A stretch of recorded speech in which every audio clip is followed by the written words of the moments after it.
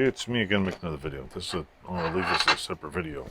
But what I figured out is that in the previous video I machined these things, the little bars. And my problem is that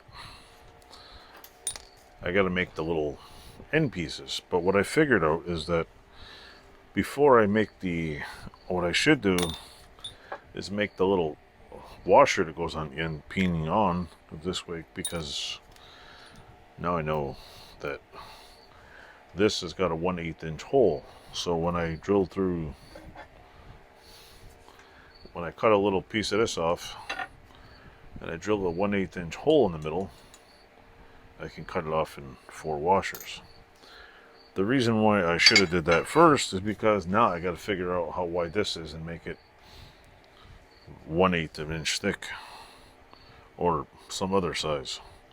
So do I just, mind you, this is longer. This is a lot longer, so I can just chop this off and make a new one.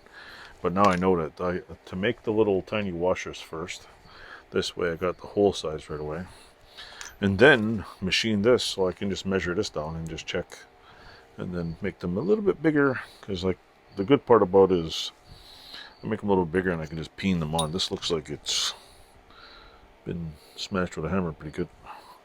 So yeah, that was my, like I said, I've never done this before. So basically my plan, I can still do it. It's just when I'm doing this stuff, I'm not a machinist by any trade whatsoever. It'd be cool if I was.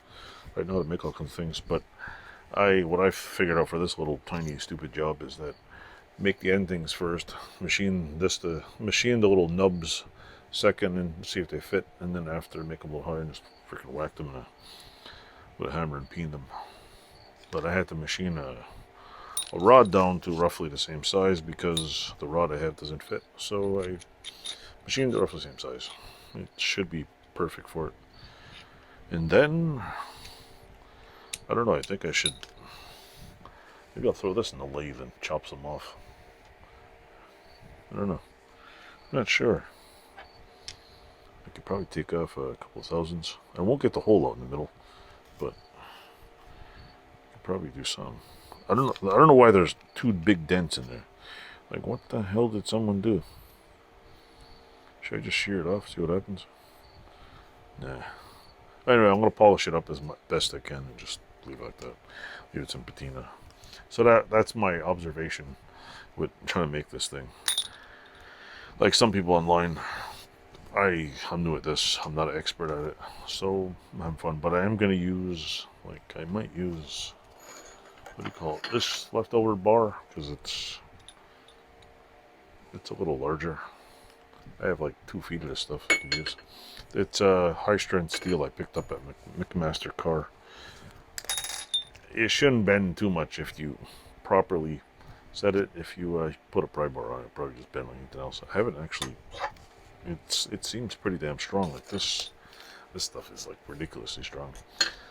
I know compared to the other bars I have later on here that this is a hell of a lot stronger, because the other bars I have that are 3 feet long and about the same size, I'll have a flex to it, and these things don't have, like this bar here has 0, almost, oh, it does flex a little, but the other ones I have of the same size as the regular cold rolled or hot rolled or whatever rolled steel, you can literally wobble it.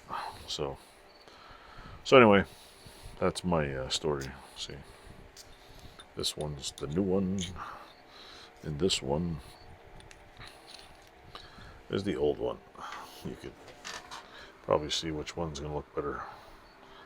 Also, before I let go on this video, the vise, the way I had it, the way I got it, it looked like this side it was laying upside down in the, what do you call it?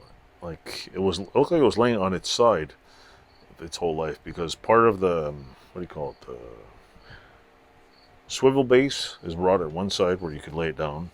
Part of this thing was all rotted, and then the handle, which I should show you that's even more fun. Check this out. The old handle, which is in here somewhere.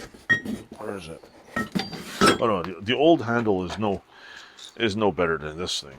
It looks like it spent 25 years soaking in water, rusting. So it's like, it was ridiculous. And a little bit of rust, and there's a couple of dents and dings. Thankfully, when I got it, it wasn't stuck, but it looks like somebody used it a lot because the slide, the old key on the slide there was worn right out. So I couldn't find any dates on it. So anyway, stay tuned. I got some more videos coming.